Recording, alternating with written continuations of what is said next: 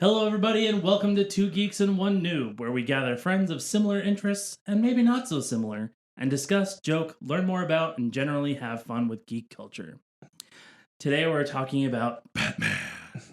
I don't know, Dan. You sound a little excited with that one. What? Just because I am Batman?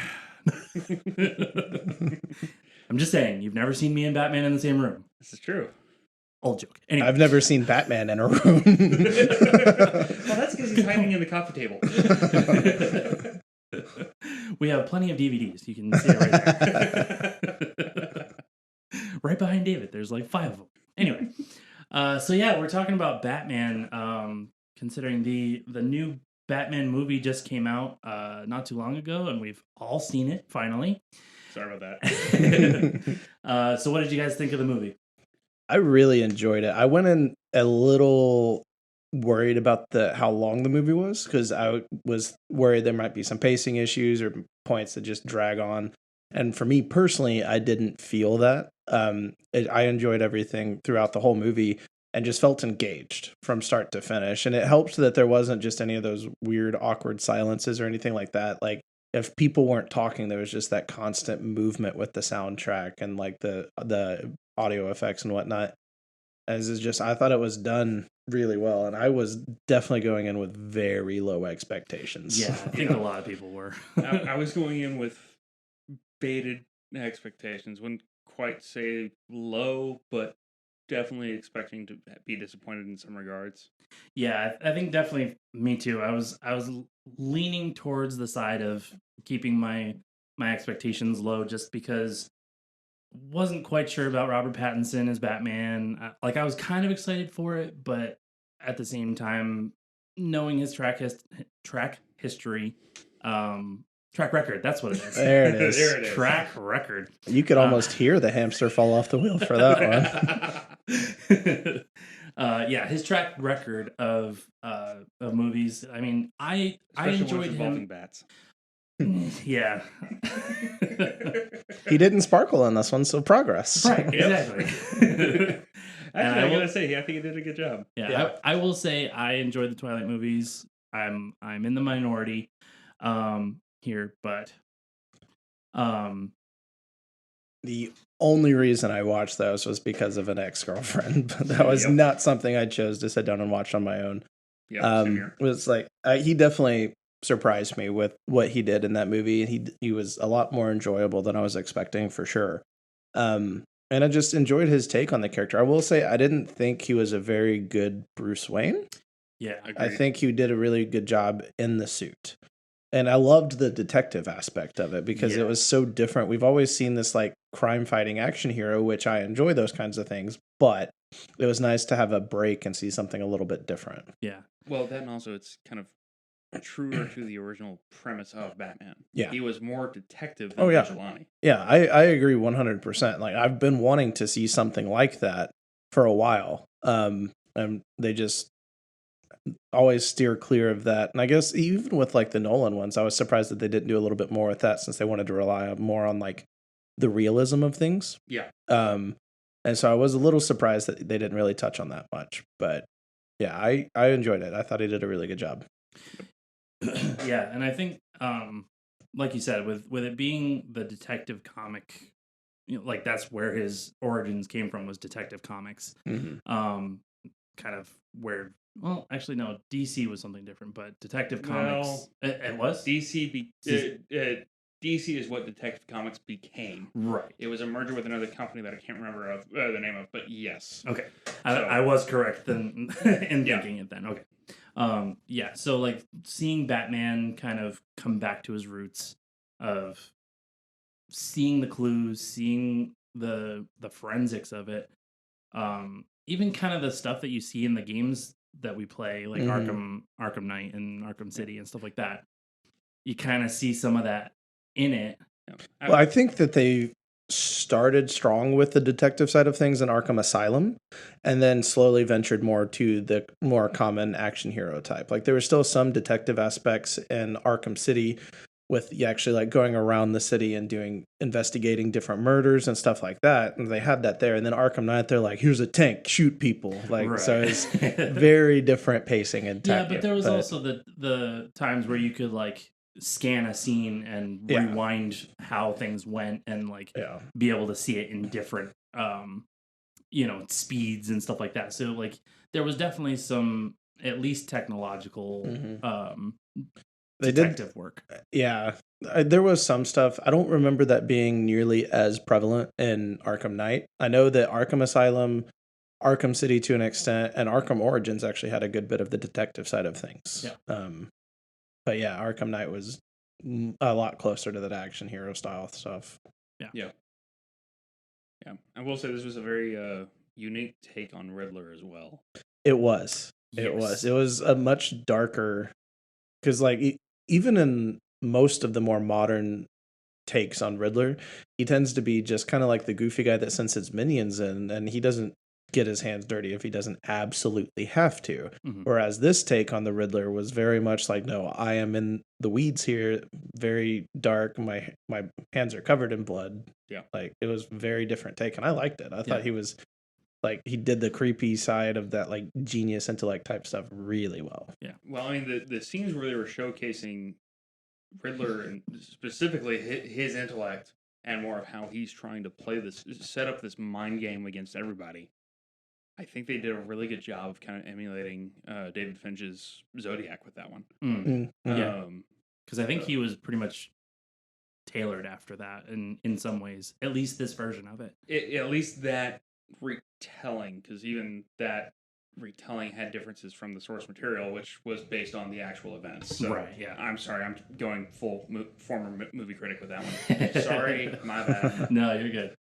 I will say the one thing I was a little bit disappointed in with the Riddler, and I did like this version of it, but I feel like they kind of took the idea of what Riddler actually did in the comic books and in the previous iterations of it was he would set the clues to make Batman figure out the clues to save the people that he was going after. Whereas this one was like, no, figure out the clues after it's already done. Mm-hmm. You know, like I killed this person, figure out how I did it. Well, but the clues are also put there leading him to the Riddler's end game. Yeah. And so it's like, I totally get what you mean. Like it in the previous ones, it was always the like, okay, no, you need to do this to get to this point. Whereas this one is just like, no, everything is already set in place. Let's see if you're smart enough to keep up. Right. Yeah. That I appreciated about it. And I would say that has been a sticking point for me about the Riddler. So whenever I first heard, hey, this movie is going to be showcasing the main villain will be Riddler. Mm-hmm. Yeah. It's like, ooh. I was interested when they announced that just because I wanted to see a different take. Yeah. And it's like Jim Carrey is funny and he has his own stuff, but that was like a very different, goofy take on the Riddler. Right. Whereas like the version of Riddler that we've seen both in the games and TV shows and so on doesn't really do the goofy stuff much anymore. Hasn't really in a long time. Mm. Now, I will say that one thing that I really appreciate about this one, it's very shockingly closely tied to The Long Halloween. Mm-hmm. Yes, yeah. They made some obvious changes. One, Riddler's in it. Because in many ways, just the original Holiday Killer storyline, one, I don't think it's all that engaging. I think it's an awesome point, and the graphic novels tend to wax philosophical, which, love it. Doesn't always translate well to film. Mm-hmm. And with kind of current zeitgeist, I don't think that storyline would have sold. Yeah. Yeah, that was another thing too, kind of on a different note of what you're saying. That was something I enjoyed about it too, was that it wasn't another Batman Christmas movie. Mm-hmm. You know, it was like it was very different. It had a very different feel to it. It wasn't like this, oh, we're in the snowy time of Gotham and like it's all Christmassy and stuff like that. No, this is a dark time. Like this is the Dark Knight. You know? They really did a good job of making Gotham just seem like a place you don't want to live. Yeah. I mean, just everything that they showed in Gotham with the constant crime. It's always raining, which I personally love, but a lot of people don't necessarily care for it. And it's just the constant stuff going on, and just the number of like scummy people in the city is just like, man, nothing about the city is appealing. Another thing that I really appreciate about this one, though, is it seems like DCEU finally learned how to use lighting in a dark room. Oh, yeah. Yeah, definitely. Everything was clear. You could tell what was going on. You didn't have to speculate by outline or edge detection. Like, yay, okay, cool. We can actually see what the heck is going on in the dark. Yeah. And that was especially so, like, with the first time I really thought about it was the scene where he's in that house doing the detective work after that mayoral candidate or whatever got killed. And it was just like, okay, I could see everything that was going on during the scene. I can see everything that's going on while he's doing the investigation, which even with the lights on, is still dark as crap in that room. Like, what are you, Gotham? They just did a lot of dark architecture and stuff like that. It's just like the Addams Family. Yeah, it's like city. It's like a mix between a Gothic architecture and Art Deco. Yeah. Yep. Which kind of goes back to the original animated series. Oh yeah. Oh yeah. Very black and Heavily gray. inspired by the Art Deco. Yeah. Yep. Side of I love that old 90s cartoon for Batman. It was so good. It was like to your point, it was definitely more dark, and that also got us the Mark Hamill Joker. So I mean, Yep. Can't go wrong with that. Yep. If we could get Mark Hamill on here as a guest, that would be amazing. That's such a long shot. That is a very long shot. Harken back to the Make-A-Wish comment we made. How did that make it past our edits? Sorry. But man, like just everything that they'd shot with this, and I loved the like constant sound through it. I think that was one of the things that really stood out to me the most was just the constant music and noise of things happening throughout the scenes. And it wasn't just like random background noise that wasn't relevant. It was like it was constantly getting your attention, like, oh, what is that what's gonna happen from this? What's causing that? What are those? And it's just constantly going. And then it's like even with the like heavy steps as he was walking through some of the corridors, it was just like, oh, y'all are about to get so messed up. Like you don't even know. Yep. Made a 3-hour movie not seem 3 hours. It was very well done. And another thing that I will absolutely applaud the whole crew on, and mostly this goes towards writing and directorial credits. But one thing that they did a fantastic job of avoiding is that boundary between foreshadowing and telegraphing. Yeah. They foreshadowed beautifully. They didn't telegraph hardly anything. Yeah, it was very much like you didn't know what was coming, but there's that slight element of I could figure out how he could see this going forward. Right. Which in the case of bringing Batman back to his roots of being a detective first, vigilante second, it really emphasized that point of no.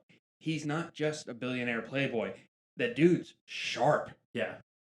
He's supposed to be among the smartest people in the DC universe. Yeah. I mean, him, Lex Luthor, and I want to say like probably Brainiac or something like that. Yeah. Like those three are like highest level intellect in the DC. Well, obviously. isn't Barry Allen up there too? Barry Allen and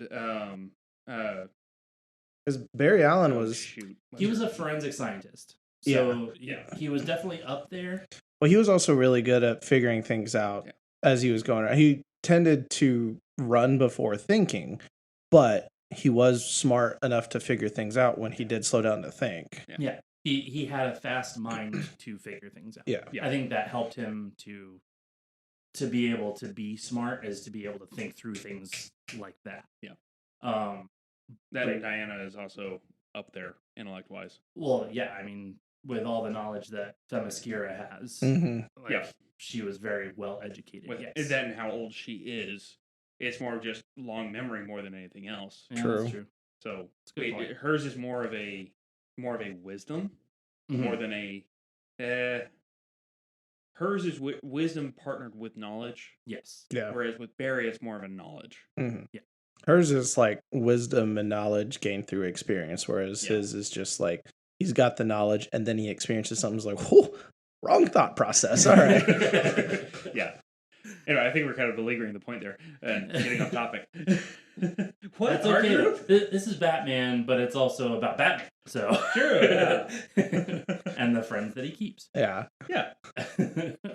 I was watching a clip the other day from I think it was from the Justice League of America cartoon, and it was Batman unmasking all of the JLA, and I was like, "That's so cool! Batman's so smart." Well, it's just even his ability to like in the older Batman cartoons, he like Superman kind of cheated and used his X-ray vision to see through the mask, and Batman snuck up on someone with super sound or like super hearing and figured out who Clark is. Yeah. And then Clark turns around and just sees Batman sitting there and he's just got a smirk on his face like, I gotcha. He's basically the Sherlock Holmes of the DC universe. And that makes me think of the like Justice League Doom, I think it was, whereas they the League of Villain or the Legion of Doom. There we go. They get into the Batcave and access Bruce's plans to take down all of the Justice League. And it's just seeing like how effective his plans are and how everyone was just sitting down like, oh crap. And it actually took him and other people that weren't part of the plan interfering to prevent his plan from working. Because he was able to ascertain everyone's weaknesses. Mm-hmm. Yeah. And it's like, all right, you gather them. Not only did he ascertain the weaknesses, but he had a way around fixing the problem when it didn't go well. Right. Yeah. Or in the event that something changed. Like with Barry, it's like, all right, you have to keep running or you're going to explode. So run to the Arctic, vibrate your arm through a glacier and vibrate it just enough to where the bomb stays in the glacier and you can run away. Mm-hmm. And it's just like, I'm sorry, what? How did you even get that thought process? Yeah. But yeah, I think that's one thing that if DC starts capitalizing on just the different elements of how each character thinks, they'll probably get to a point where they're as appreciated as the MCU is. Yeah. Yeah, because that's well, let's not get into MCU, but well, that's all. I could go on a whole nother tangent on that one. But that's a fair thing to bring up because that's always the comparison. And when we look at like the Batman movies tend to be the ones that stand out in DC. Aquaman was definitely like that shining light in the darkness for a little while because up to that point there wasn't a whole lot of movies outside of Batman that really got people's attention. Yeah. For like an extended period of time, at least. Yeah. First Wonder Woman was also good. Second one was decent. The first Wonder Woman got people's attention. The Man of Steel got people's attention because it was a little bit of a different take on Superman. Sure. And then I guess as technically the same case for Aquaman, but like Batman has always been that one that has stood tall, and like Batman was the one that like even with the older movies that don't necessarily hold up to today's movies, they were still the ones that stood out. Yes.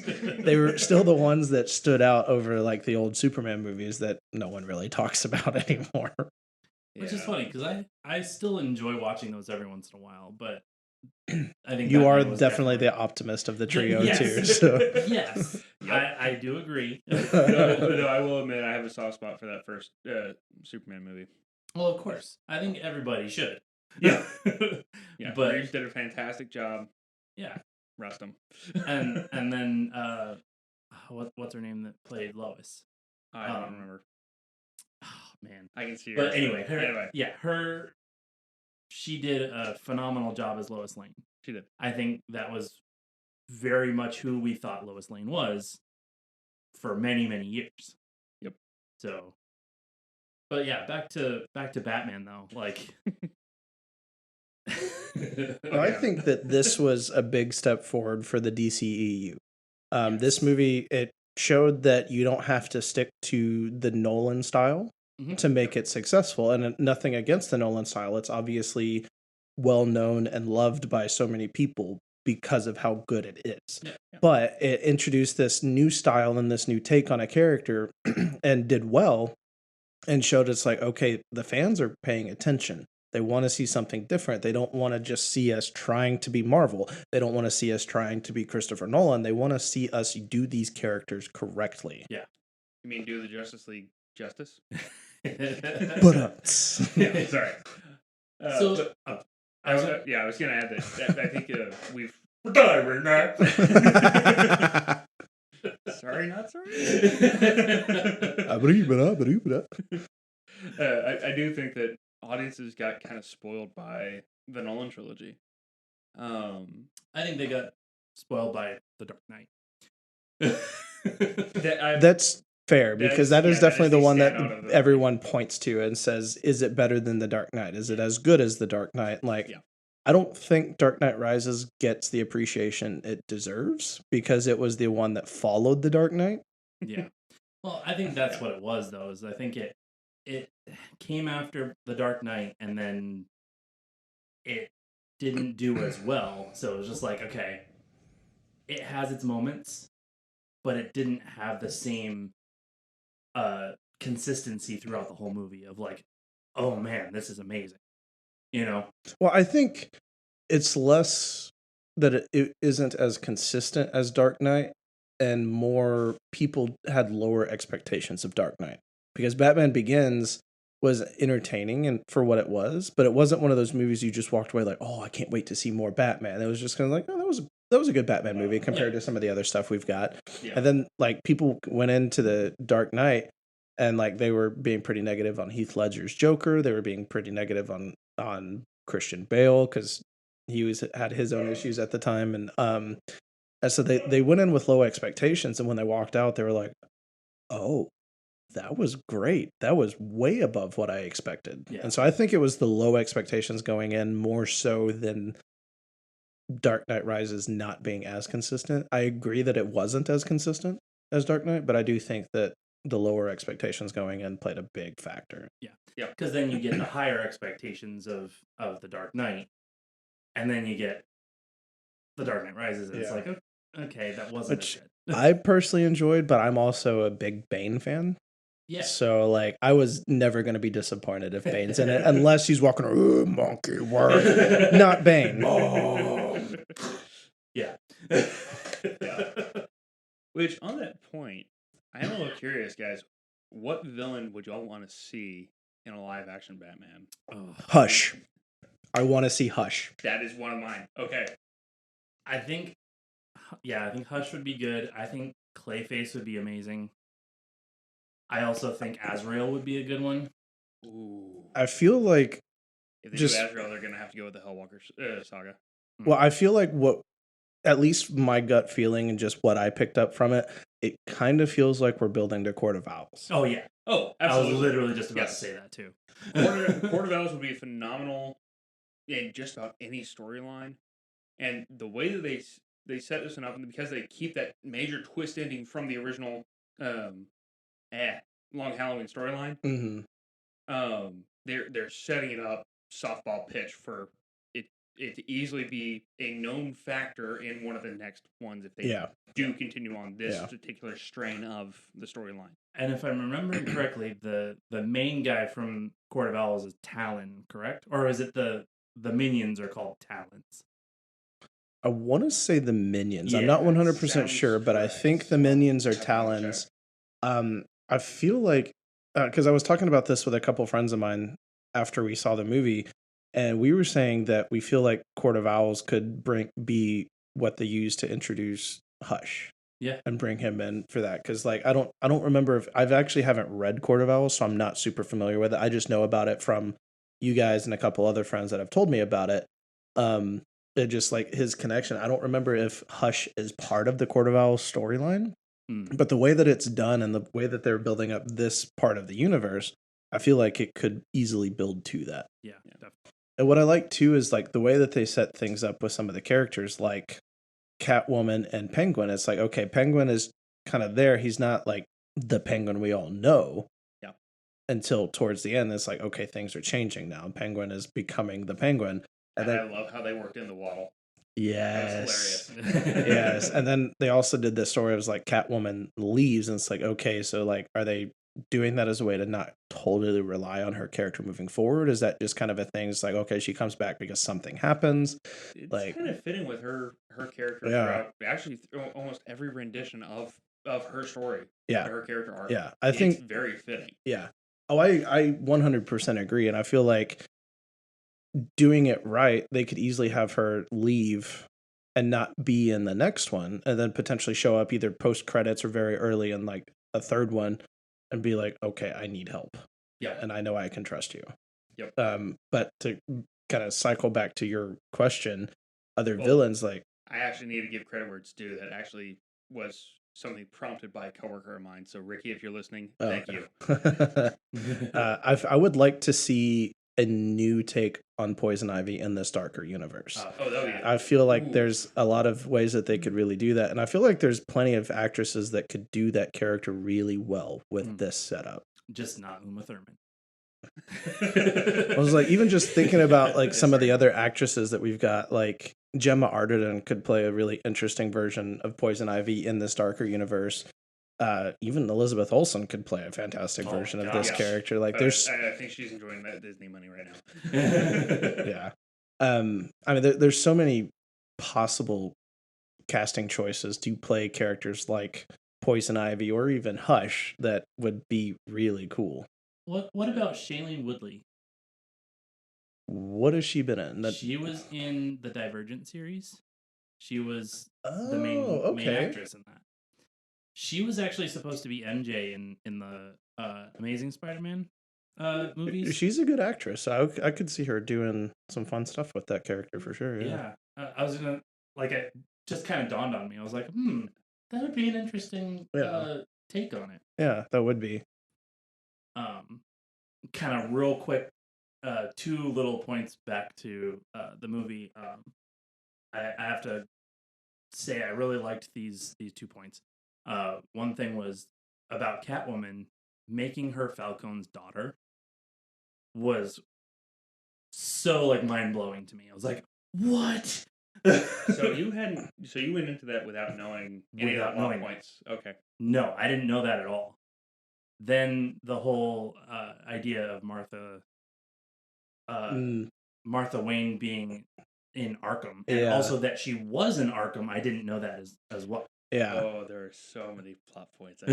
Well, they're touching on a lot of the older comic book storylines that they haven't used in quite a while. Yeah. And that was, I think, one of my favorite things about the movie was that it's like, okay, these are things that like, these aren't some of the mainstream storylines that they're touching on. They're kind of digging into the well a little bit for these, and it's working. Yeah, the thing about that though with Martha is the fact that in the Flashpoint paradox, she becomes Joker.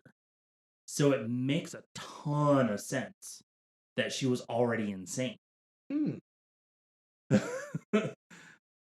Interesting. Well, there was a tidbit in the film just before, in that same statement where they deliver that little factoid of her going nuts. Yeah. That leads into your original concept of villains that would be awesome to see.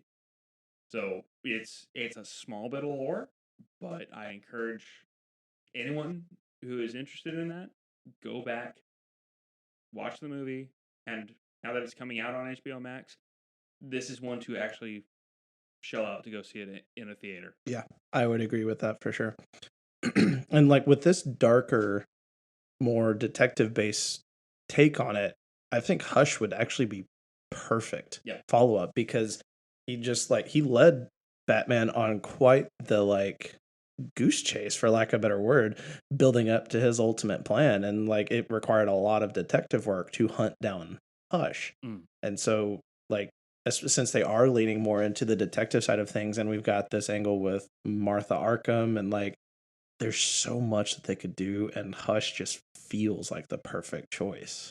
Now remind me again, I'm actually not too versed in Hush's character.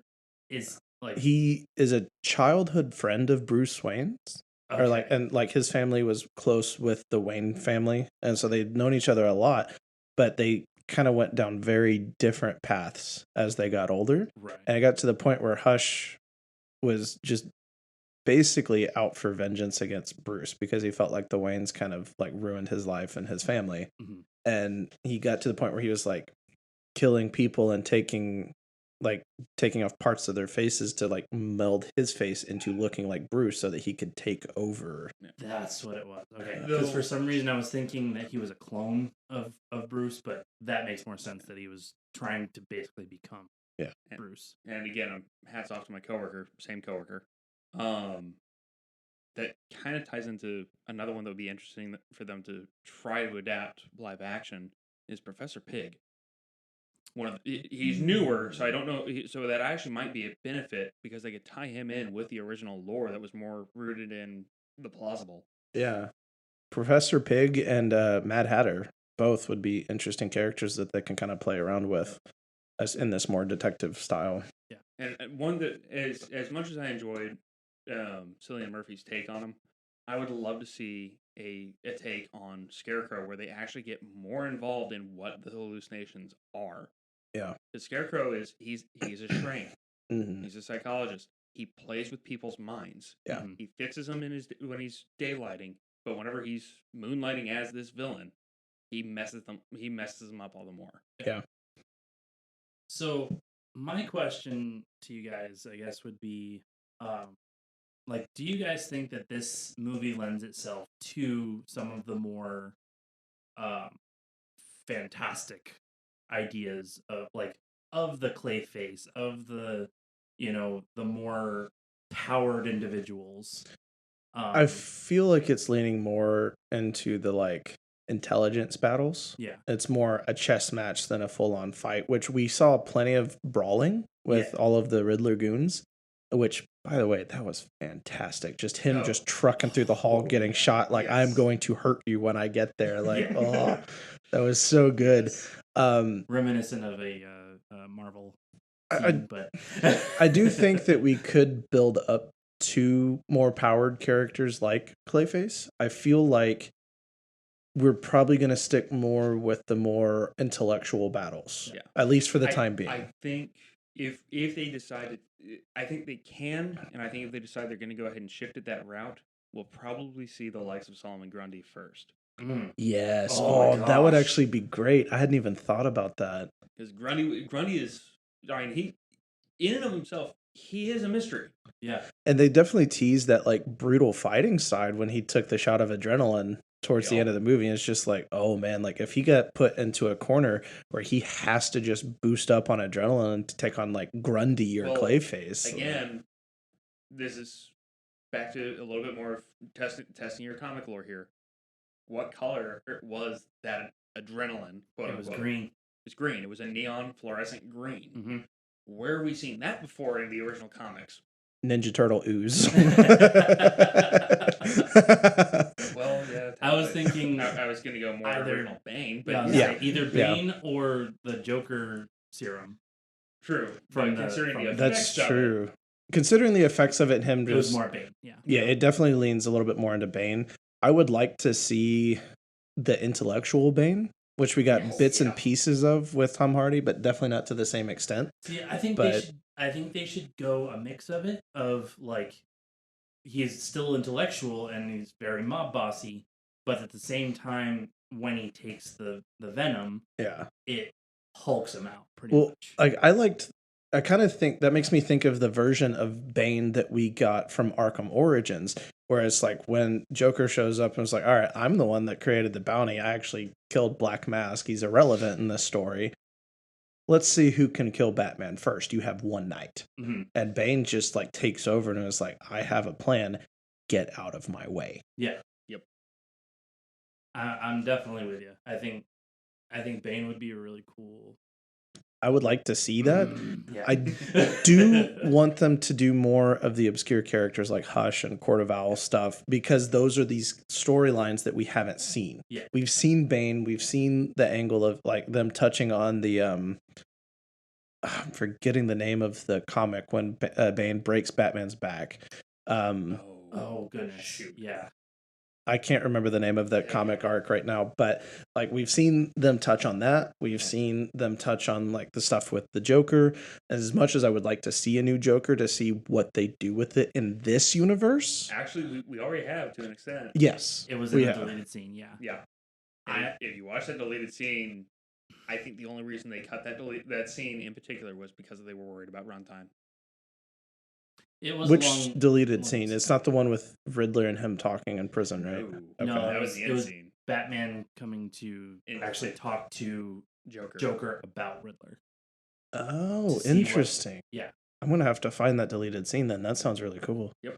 It was... I was surprised they left it out.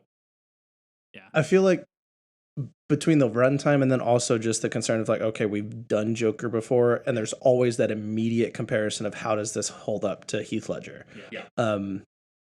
So I think that the guy who's playing it did a fantastic job. He did. I think he got the laugh down. Mm-hmm. I think he got the just kind of the maniacal like thought process of things where he was thinking as a criminal, he was thinking as a he was almost channeling Harley in some ways of like that psychiatrist side of things where like Batman was trying to get him to get into the psyche of Riddler, but with that maniacal thought behind it of like trying to get Batman's goat, like just trying to like get him, Well, I mean, since they brought Joker in as a long-standing villain, not just a one-off, he was kind of his entire interactions with Batman really could be summarized with the old philosophical thought of if you stare into the darkness stares back. Right. That was very much what inspired Joker and his mentality. Mm-hmm. At least from my perspective. That's something that they always tease in pretty much every arc that the Joker's a part of is just like, okay, the Joker is here because you are here. Yeah. You are basically the birth of Joker. Like Joker would have been around regardless, but he may not have been who he is without Batman being there. Yeah. Though he was the challenge of Batman. Yeah. Though I think if Warner Brothers wants to give people a bit of a break from the standard Batman storylines that we all know and love, well, no. I know we're on every series has their dull moments. Yeah. So it's not a particular slight. I think if they want to give a break but do something fresh and still use that same property, it would be incredible to see a live action adaptation of the Batman Beyond storylines. Oh my gosh, yeah. The future that would Batman. Be fantastic. Terry McGinnis, Ink. Ink was even a the fantastic splicers. villain. Even the splicers and stuff like that Yeah. too. Like the Joker gang. Oh man, like I would love to see a live action version of that. Yeah. Yep.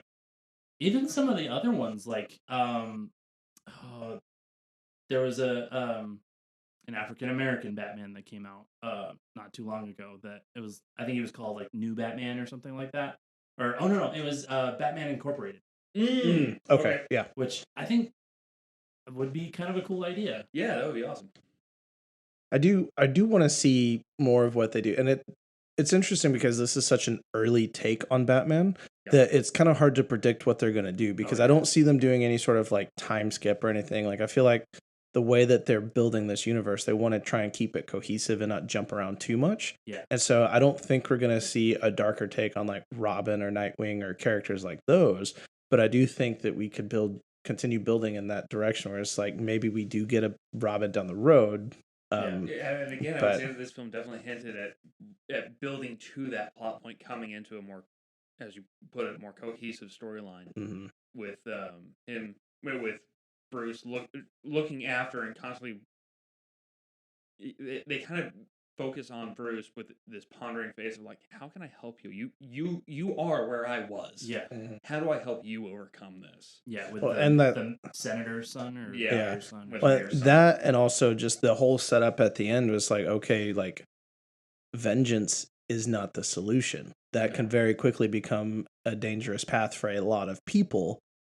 I need to completely change my mindset. I need to change my mentality. I need to do what I can for the people of Gotham instead of just focusing on how I can fix myself. Yeah. And even after debating with other people in the storyline that were very much with his mentality, like, you know what? I've got to wait until all the pieces are in play before I make a judgment call. Yeah. I actually really did love that about the movie, about how his perspective changed so much at the end of like, no, I need to be hero. I don't need to be vengeance. I need to be a hero. Well, I mean, you see this version of Batman go through so much in that like 3+ hour runtime. Yeah. It's like between, and it also did a good job of touching on like how close he and Alfred actually are, while also showing that's like Bruce is still being kind of like Zuko was with Iroh, keeping his distance. And like Alfred's there being patient, like you're a little jerk, but I'm here because I care about you, and still building towards that.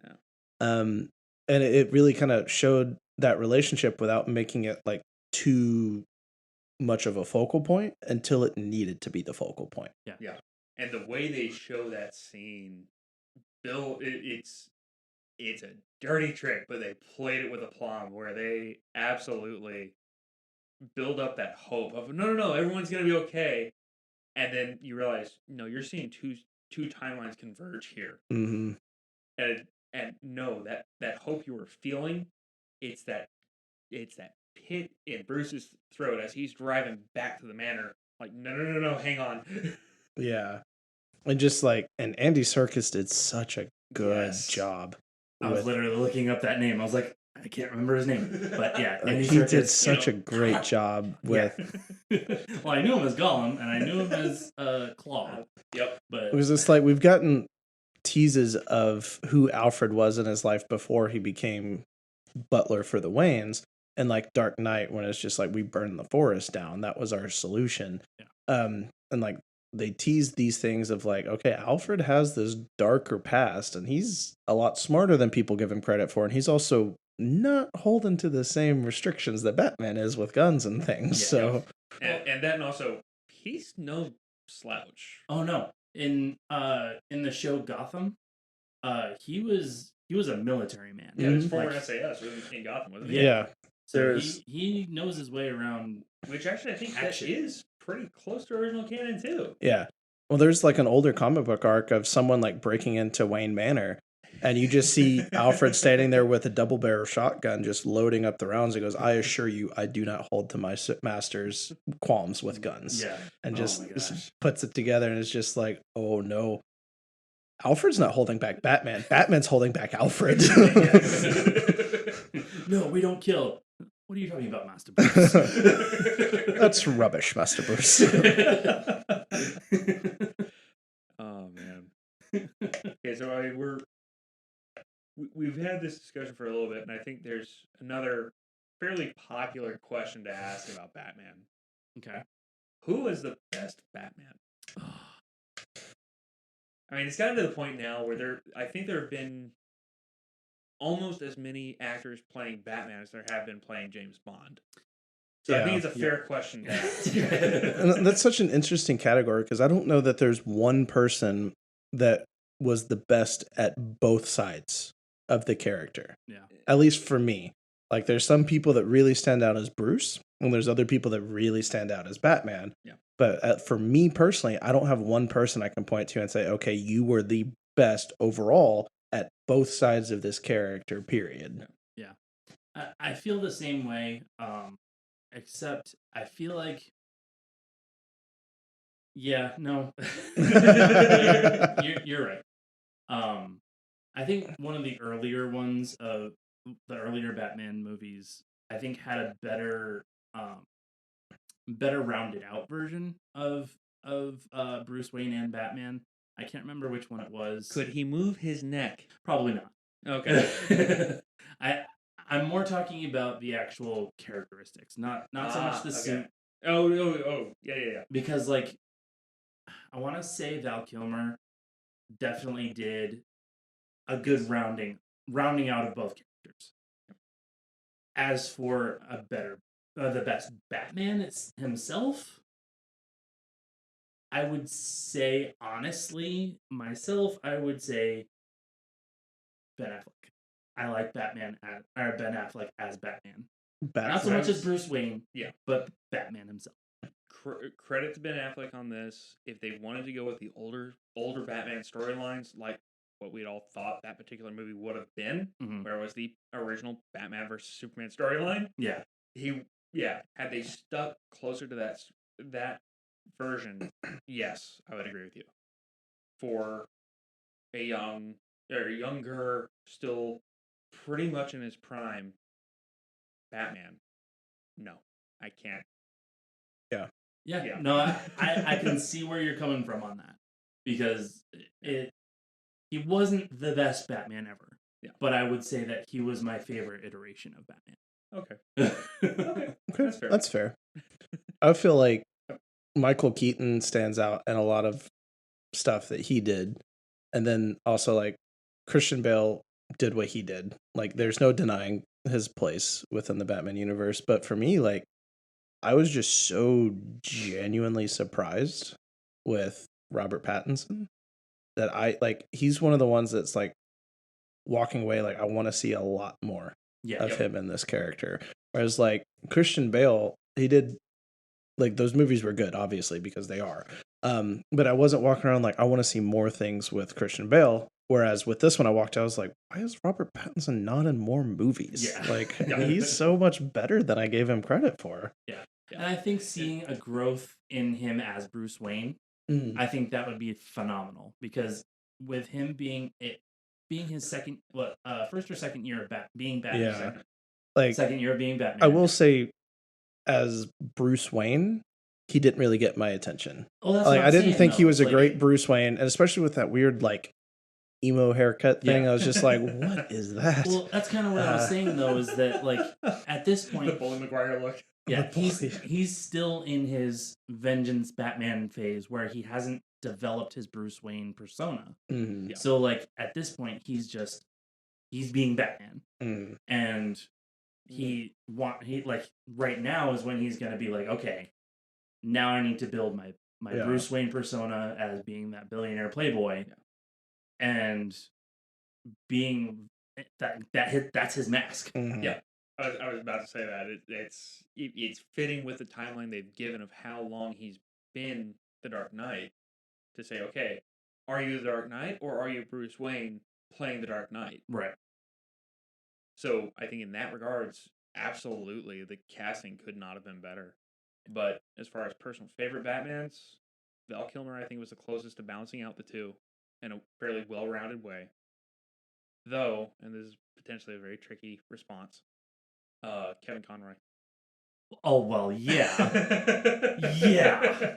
No, granted, he doesn't have to do any physical acting, but still. That's the Batman we grew up with. That's a bit of a cop-out answer. Come on. Voices are emotive. I never said they weren't. That's like saying Heath Ledger's your favorite Joker when Mark Hamill clearly is the best choice. Yeah. I mean, Heath Ledger did the perfect Joker of live action. Yeah, it was a fresh take on the character that was phenomenal. Yeah, and there's actually a clip of Hamill saying, "No, what he did with the character, he was floored by how well Ledger carried off the character." Yeah. Which is funny because there's also people that make a lot of those same comments about Mark Hamill when he was in the voice recording studio. They're just like, you see this really nice, unassuming person that's just friendly and there to chat. And then he gets into the sound booth and he just like transforms in the way he moves when he's speaking. It's like it's an entirely different person that's in the sound booth. Yeah. I would love to just sit down and talk to this guy. Yeah, he's got such a big part of our childhood with Joker, Luke, Star Wars, and Firelord Ozai. Like just those three characters alone. It's like, okay, cool. So you made up my childhood. Fantastic. Yeah. Yep. Not to mention, well, you did say Luke Skywalker, so never mind. Yeah. I'm tired, y'all. On that note. I mean, unless anybody has anything else, we can wrap up this episode. I would say as a closing thought, if you take any inspiration from any of the Batman storylines, I think Jim Gordon puts it pretty succinctly. Be the hero people deserve, or people need, not the hero they deserve.